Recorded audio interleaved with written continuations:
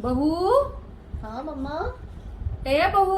हाँ मम्मा। सुन, काल नवरात्रि की पूजा है, अच्छा। तो बेगी बेगी तैयार हो जीजिए, अपन पूजा करनी है।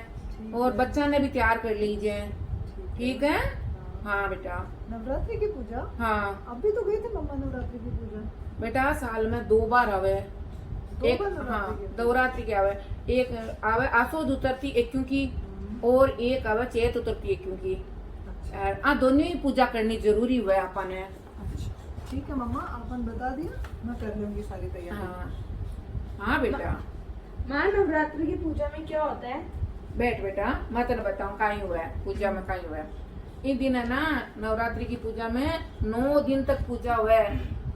दुर्गा माता की 9 दिन पूजा करनी पड़े। नवरात्रि की 9 दिन पूजा क्यों करते हैं? एक दिन क्यों नहीं करते? एक दिन में क्यों नहीं होती? तू बैठ, मैं तेने बताऊं दुर्गा पूजा के 9 दिन क्यों हुए थे, मैं बताऊं। देख, इनकी एक कथा है। एक महिषासुर नाम को एक राक्षस हो, वो बहुत भक्ति करी, बहुत तपस्या करी भगवान की।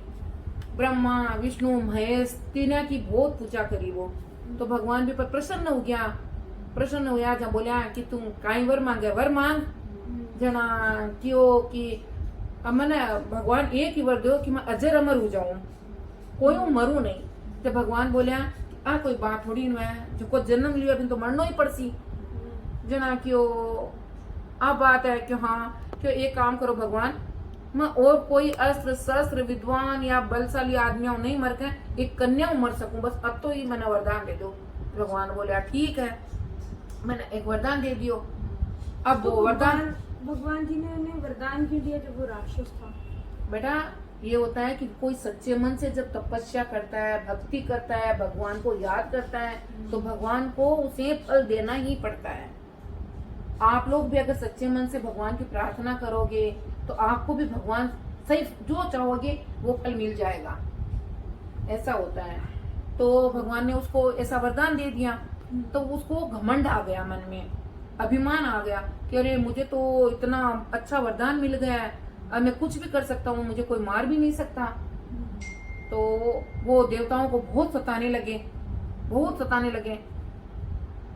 देवता उसकी मैंने तंग आ गए, उससे बहुत तंग आके वाके जाके भगवान को बोलने लगे कि भगवान, हमें महिषासुर नाम का राक्षस बहुत तंग करने लगा है, हमें न तपस्या करने दे रहा है, न हमें यज्ञ करने दे रहा है, हमारा सब कुछ भंग कर दे रहा है। तो भगवान बोले कि अब क्या करें।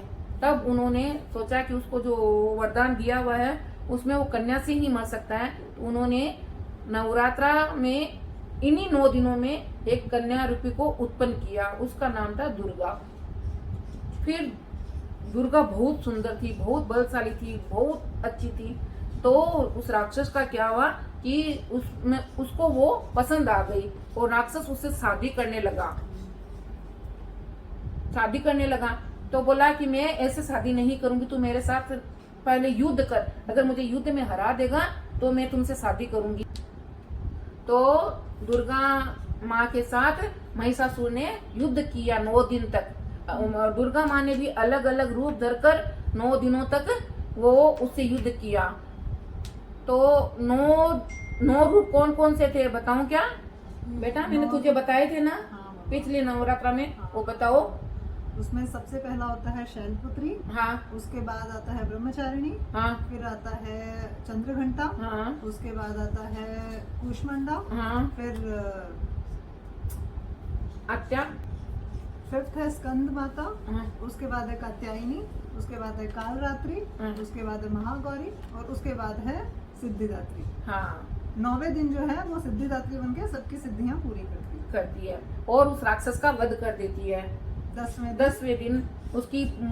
तो इसीलिए इन नवरात्राओं का इतना महत्व है। और उस दिन जो भी मन से, तन से और धन से दुर्गा माता की जो पूजा करता है उसको मनचाहा वर मिलता है। समझ में आया?